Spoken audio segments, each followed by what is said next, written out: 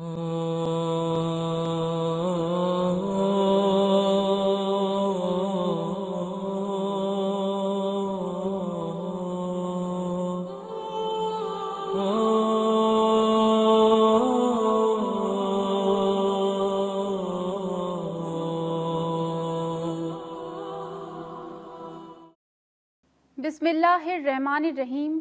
नाजरीन सलाम अलैकुम, मैं हूँ शादाब दी। प्रोग्राम हज़रत अली एक अबखरी शख्सियत में आपका इस्तकबाल है। नाजरीन, जैसा कि आपको मालूम है कि प्रोग्राम हज़रत अली एक अबखरी शख्सियत की सीरीज़ चल रही है, जिसमें हम हज़रत अली अलैहिस्सलाम की ज़िंदगी से मुतालिक अलग अलग मौज़ूआत को लेकर आपकी खिदमत में हाजिर होते हैं। इसी सिलसिले को आगे बढ़ाते हुए आज हम बात करेंगे बैतुल माल के सिलसिले से। तो नाज़रीन, आइए जानते हैं कि बैतुल माल दरअसल है क्या और इसमें किन लोगों के हुकूक शामिल होते हैं। इस मौजू पर गुफ्तगू करने के लिए आज हमारे साथ मौजूद हैं सैयद ग़ुलाम अब्बास रिज़वी साहब। ग़ुलाम अब्बास साहब, आपका बहुत बहुत इस्तकबाल है हमारे इस प्रोग्राम में। ग़ुलाम अब्बास साहब, जैसा कि अभी हमने आपके सामने ज़िक्र किया कि हमारा जो आज का मौजू है वो है बैतुल माल, तो हम आपसे जो भी सवालात पूछेंगे तो वो बैतुल माल के सिलसिले से होंगे।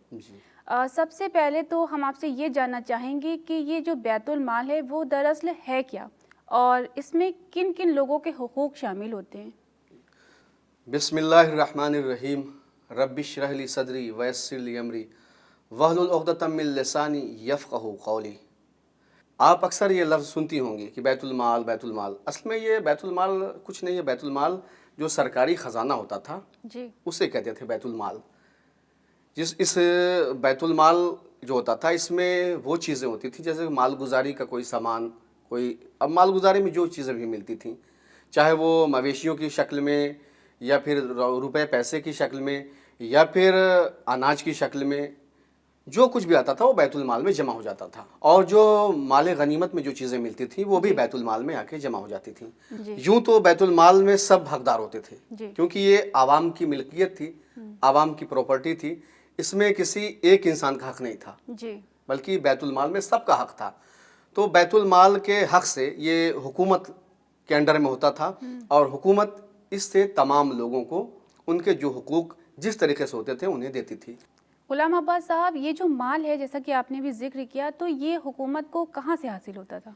देखिए, मैंने अभी अर्ज़ किया कि ये माल जो मालगुजारी, लगान या टैक्स जो आता था, टैक्स उन मानों में नहीं जो हम समझते हैं। मालगुजारी और तावान की शक्ल में आता था, जो किसानों से और जो बड़े बड़े लैंड लॉर्ड होते थे उनसे लिया जाता था। और इसको लेने का मकसद सिर्फ क्या था कि फलाही कामों में लगाना। बैतुल माल प्रॉपर्टी थी आवाम की, पब्लिक की। ये किसी का पर्सनल अपना किसी का ज़ाती नहीं था। इसमें सबके हुकूक थे, सब बराबर के इसमें हकदार थे। तो ये माल गनीमत की शक्ल में भी आता था और दूसरे और भी तरीके से ये आता था। तो इसमें जब बैतुल माल में माल आ जाता था तो हुकूमत, जिसकी गवर्नमेंट होती थी, वो उस माल को ज़रूरतमंदों को और हकदारों को तकसीम करती थी और इससे उनकी ज़िंदगी चलती थी। आवाम को जिस तरीके की जैसी भी हाजत है तो उसके हिसाब से उसको वो तकसीम किया जाता था। और उसमें तकसीम करने में न रंग, न नस्ल, न काला, न गोरा, न अमीर, न गरीब, कुछ नहीं देखा जाता था। बस ये हुकूमत, हमारी हुकूमत के लोग हैं, हमारे मुल्क के लोग हैं, इन्हें देना है। जी ग़ुलाम अब्बास साहब, आपने बहुत अच्छे तरीके से इस बात को क्लियर किया कि बैतुल माल दरअसल है क्या और इसमें किन लोगों के हुकूक शामिल होते हैं। जी ग़ुलाम अब्बास साहब, हम अपने अगले सवाल की तरफ बढ़ते हैं। हमारा अगला सवाल ये है कि हाकिम वक्त, यानी कि जो उस दौर का हाकिम होता था, तो क्या उसको ये राइट होता था कि वो जब चाहे जो चाहे बैतुल माल से जिस वक्त चाहे वो माल निकाल सकता था और अपने जो भी ज़ाती खर्च थे तो उसे क्या खर्च कर सकता था? बिल्कुल नहीं, ये राइट किसी को नहीं था। अगर जैसे उस हाकिम वक्त का कोई दोस्त आ जाए, अपनी हाजत उससे बयान करे, तो क्या वो इस बैतुल माल से उसको वो दे सकता था? बिल्कुल नहीं। दोस्त हो, चाहे रिश्तेदार हो, चाहे बेटा हो, चाहे भाई हो, कोई भी हो, ये हक नहीं है कि हमने ये समझ लिया कि ये हमारा अपना है, ये हमारे रिश्तेदारों में से है, یہ تو ہمارا قریبی ہے، جی تو یہ سوچ کے ہمارا دوست ہے، یہ سوچ کے اگر ہم نے بیت المال سے کچھ اگر دے دیا تو یہ سراسر غلط ہے اور یہ جائز نہیں ہے۔ جو بھی حکومت ایسا کرتی تھی وہ غلط کرتی تھی۔ لیکن اگر انسان مستحق ہے تو آپ دے سکتے ہیں۔ بالکل، جو مستحق ہیں، جو حقدار ہیں۔ جی صحیح طریقہ یہ ہے کہ یہ عوام کی ملکیت ہے، عوام کا حق ہے، سب اس میں برابر کے حقدار ہیں۔ جی غلام عباس صاحب، آپ نے کتنے اچھے طریقے سے اس بات کی اس وقت وضاحت کی کہ حاکم وقت کو یہ بالکل رائٹ نہیں ہے کہ وہ اپنے پرسنلی جو بھی خرچے ہیں اس کے، تو وہ اس کے لیے جب بھی چاہے بیت المال سے نکال سکے، تو یہ غلط ہے۔ جی ہمارا آپ سے اگلا سوال یہ ہے کہ امام حضرت علی علیہ السلام کے زمانے میں بیت المال سے لوگوں کے جو حقوق تھے ان کی پوری طور پہ ادائیگی ہوتی تھی؟ کیا عوام اس سے پوری طرح سے مطمئن تھی کہ آپ ان کے ساتھ عدل سے کام لے رہے ہیں؟ بالکل مطمئن تھی عوام، اور حضرت علی علیہ السلام اس بات کا بہت زیادہ خیال رکھتے تھے کہ آپ نے حکومت کے زمانے میں کبھی بھی ایک تنکا بھی بیت المال سے نہیں لیا۔ کیوں کہ حضرت علی علیہ السلام جو حقوق انسانی کے اس کائنات کے سب سے بڑے علم بردار تھے، تو پھر یہ کیسے ممکن تھا کہ علی کو جہاں اس بات کا خیال ہے کہ مجھے سماج سے ظلم کو ختم کرنا ہے، لوگوں کے جو حق مارے جا رہے ہیں اس حق کو دلانا ہے، جو کمزوروں پہ طاقتور ظلم کر رہا ہے اس سے مجھے نجات دلانی ہے کمزوروں کو، علی اس بات کا بھی خیال رکھتے تھے۔ جنگ کے معاملات میں حضرت علی علیہ السلام جنگ جیسے اس خطرناک ماحول میں اگر ان کی طرف سے کوئی فوجی جانا چاہتا تھا تو چھوٹ ہے، جاؤ چلے جاؤ، جبکہ ایسا نہیں ہوتا ہے۔ ایسے حالات میں کوئی نہیں جانے دیتا اپنے فوجی کو، اپنے سولجر کو، وہ روکتا ہے۔ لیکن حضرت علی علیہ السلام کا نہیں، تمہارا حق ہے آزادی، تم چلے جاؤ۔ وہی طریقہ حضرت علی کا یہاں بھی تھا بیت المال کے سلسلے سے۔ کبھی حضرت علی علیہ السلام نے اپنی فیملی، گھر والوں کے لیے، کسی کے لیے ذرہ برابر ایک تنکا بھی بیت المال سے نہیں لیا۔ کیوں؟ کہ وہ عوام کی پراپرٹی، عوام کی ملکیت تھی۔ کبھی اپنے ذاتی خرچ کے لیے کچھ نہیں لیا۔ آپ دیکھیں کہ حضرت علی علیہ السلام کی حکومت کا زمانہ ہے اور رات کا اندھیرا ہے، رات کی تاریکی ہے، بیت المال میں حضرت علی علیہ السلام بیٹھے ہوئے ہیں اور بیت المال کا جو سامان ہے اسے حضرت علی علیہ السلام اس کا حساب و کتاب کر رہے تھے۔ چراغ جل رہا ہے، اس چراغ کی مدھم روشنی میں علی کام میں مصروف تھے کہ اسی اثنا میں، اسی دوران حضرت علی کا ایک چاہنے والا آ جاتا ہے۔ جیسے ہی آیا بیت المال میں داخل ہوا، سلام کر کے بیٹھ جاتا ہے، حضرت علی علیہ السلام نے فوراً اس چراغ کو بجھا دیا، چراغ کو بجھا دیا۔ اس آنے والے نے کہا، مولا یہ کیا؟ ابھی تک تو چراغ جل رہا تھا، میرے آتے ہی آپ نے چراغ بجھا دیا، یہ کیوں؟ اس وقت حضرت علی علیہ السلام نے کہا، سنو دیکھو، ابھی تک یہ جو چراغ میرے سامنے رکھا ہوا ہے اس میں جو تیل جل رہا ہے وہ بیت المال سے میں نے اس میں بیت المال کا تیل پڑا ہوا ہے، اور یہ جو میں کام میں مصروف تھا، چراغ جل رہا تھا، میں کام میں مصروف تھا، تو میں اس وقت بیت المال کے کام میں مصروف تھا، تو اس چراغ کا جلانا میرے لیے جائز تھا۔ لیکن اب تم سے میری پرسنلی گفتگو ہو رہی ہے، یہ بتاؤ کہ اس بیت المال کے چراغ کا جلانا کیسے جائز ہو سکتا ہے؟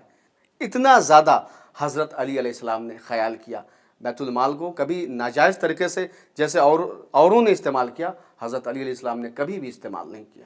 غلام عباس صاحب، کیا آپ ہمارے ناظرین کے لیے ایسی کچھ اور مثال بتا سکتے ہیں؟ جی، میرے پاس بہت ساری ایسی مثالیں ہیں کہ حضرت علی علیہ السلام نے کبھی بھی حکومت کے زمانے میں بھی بیت المال کو کبھی اپنے ذاتی مصرف میں آپ نہیں لائے ہیں، یعنی اپنے گھر والوں کے لیے یا فیملی کے لیے کبھی استعمال نہیں کیا ہے۔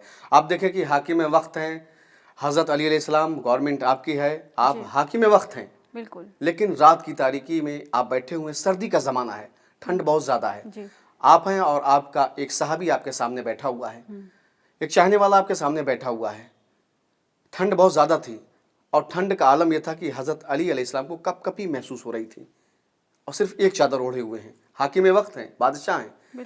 تو جیسے ہی اس نے یہ حال دیکھا حضرت علی علیہ السلام کا کہ ٹھنڈ لگ رہی ہے اور آپ کے صرف ایک چادر آپ کے پاس ہے، گھبرا گیا، کہا کہ یا علی، میں آپ سے ایک بات کہنا چاہتا ہوں۔ تو حضرت علی علیہ السلام نے کہا، بتاؤ کیا بات کہنا چاہتے ہو؟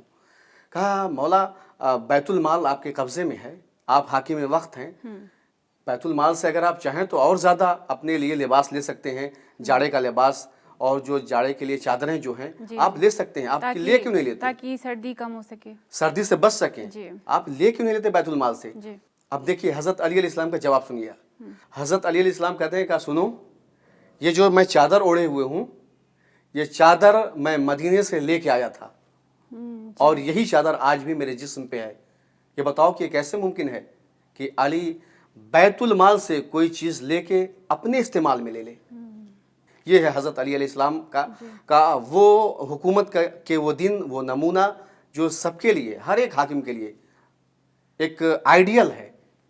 کبھی آپ نے اپنے ذات کے لیے، گھر والوں کے لیے بیت المال سے کچھ نہیں لیا.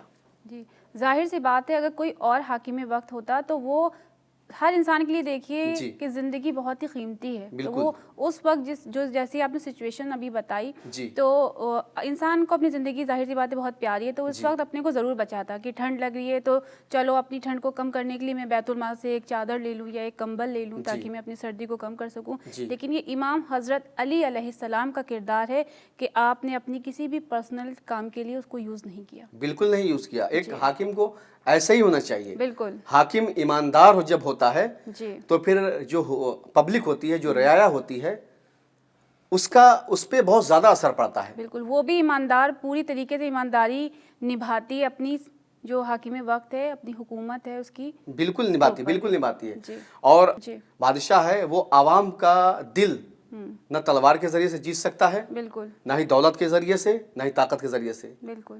دل اگر جیت سکتا ہے تو وہ عدالت کے ذریعے سے، اپنے کیریکٹر اور کردار کے ذریعے سے جیت سکتا ہے، اور یہی اپنے اخلاق کے ذریعے سے. اور یہی سب سے بڑی کامیابی ہے کسی بھی حاکم کے لیے کہ وہ اپنی عوام کا دل جیت لے. غلام عباس صاحب، ہمارا آپ سے اگلا سوال یہ ہے کہ آپ کوئی ایسی مثال دیجئے کہ جس میں عوام نے حضرت علی علیہ السلام کے لیے اس بات کی گواہی دی ہو کہ آپ نے کبھی بھی بیت المال کو اپنی ذاتی ملکیت نہیں سمجھا. حضرت علی علیہ السلام نے بیت المال کو عوام کی ملکیت ہمیشہ سمجھا اور اس سے کچھ نہیں لیا. حضرت علی علیہ السلام کا یہی عمل ہمیشہ لوگوں کو یاد رہا. حضرت علی علیہ السلام کی حکومت کا زمانہ ختم ہو چکا ہے، حج کا زمانہ ہے. حاکم شام حج کے لیے مکہ آیا اور اسی دوران اس نے لوگوں سے کہا، اپنے سپاہیوں سے جو وہاں کے لوگ تھے، کہا کہ یہ بتاؤ کہ دارمیہ، ایک عورت، ایک خاتون جس کا نام دارمیہ تھا، وہ اس وقت کہاں ہیں؟ تو اس وقت کے لوگوں نے بتایا کہ دارمیہ ابھی یہیں پہ ہیں، مکے میں ہی ہیں. کہا کہ میں دارمیہ سے ملنا چاہتا ہوں. خیر، جیسے اس نے کہا کچھ لوگ پہنچے، دارمیہ کو یہ خبر دی. دارمیہ آئیں کہ دارمیہ یہ جناب حلیمہ سعدیہ کی بیٹی ہیں. حلیمہ سعدیہ یہ وہ خاتون ہے کہ سارا عالم اسلام ان کے نام سے واقف ہے. اور دارمیہ حضرت علی علیہ السلام کی بہت بڑی چاہنے والی تھیں، صرف اس لیے کہ علی نے اپنی حکومت میں ہمیشہ عدالت سے کام لیا، اسی لیے حضرت علی کو بہت چاہتی تھیں. تو کیا یہ ان کے زمانے حکومت کے دوران تھیں؟ بالکل تھیں. تو میں عرض یہ کر رہا تھا کہ بادشاہ وقت نے جب کہا کہ دارمیہ کو میرے پاس بلایا جائے، دارمیہ آئیں تو اس وقت بادشاہ وقت نے کہا کہ دارمیہ مجھے تم سے کچھ پوچھنا ہے، کچھ سوال کرنا ہے. جناب دارمیہ کہتی مجھ سے کیا سوال کرو گے؟ کہا نہیں، مجھے کچھ باتیں جاننی ہیں. کہا ٹھیک ہے، پوچھو کیا جاننا چاہتے ہو. تو بادشاہ وقت نے کہا میں نے سنا ہے دارمیہ کہ تم علی سے بہت زیادہ محبت کرتی ہو، علی کو بہت زیادہ چاہتی ہو. کہاں تم نے صحیح سنا ہے. تو بادشاہ وقت کہتا ہے دارمیہ کیا میں یہ جان سکتا ہوں کہ تم علی کو اتنا زیادہ کیوں چاہتی ہو اور مجھ سے اتنی نفرت کیوں کرتی ہو؟ اچھا، یعنی حضرت علی علیہ السلام کی محبت کا سبب جاننا چاہا کہ سبب جاننا چاہا. اس نے کہا کہ دارمیہ مجھے معلوم ہے کہ تم مجھ سے بہت زیادہ نفرت کرتی ہو اور علی کو بہت زیادہ چاہتی ہو، کیا میں اس کا سبب جان سکتا ہوں؟ تو دارمیہ نے کہا کہ نہیں، میں رہنے دو، بات ختم کر دو، بات بہت دور تک چلی جائے گی اور یہیں پہ بات کو ختم کر دیا جائے. تو جیسے ہی بادشاہ وقت نے یہ سنا، کہا نہیں دارمیہ میں یہ چاہتا ہوں کہ تم مجھے بتاؤ. تو دارمیہ نے کہا اچھا ٹھیک ہے، جب تم بہت زیادہ کہہ رہے ہو تو سنو، میں علی کو اتنا زیادہ اس لیے چاہتی ہوں کہ علی کی زندگی جیسے حکومت سے پہلے تھی ویسے ہی زندگی جب علی کو حکومت مل گئی ہے اس وقت بھی تھی. علی کی زندگی میں ذرہ برابر تبدیلی نہیں آئی، یعنی کوئی چینجز نہیں. اور جب علی کی حکومت ختم ہو گئی تب بھی علی کا کردار، اخلاق، ان کی زندگی بالکل ویسی ہی تھی. میں تم سے نفرت اس لیے کرتی ہوں کہ تمہیں تھوڑی سی حکومت کیا ملی کہ تم ناانصافی سے کام لے رہے ہو، لوگوں کے حقوق پامال کر رہے ہو لوگوں پہ ظلم کر رہے ہو. یہی سبب ہے تم سے نفرت کا اور یہی وجہ ہے علی سے محبت کی. جی. تو حاکم وقت نے کہا دارمیہ کیا تم نے کبھی علی کو دیکھا ہے؟ کہا بالکل دیکھا ہے. کہا کبھی علی سے باتیں کی ہیں؟ کہا بالکل علی سے بات کی ہے. کہا دارمیہ علی کی باتیں تمہیں کیسی لگتی تھیں؟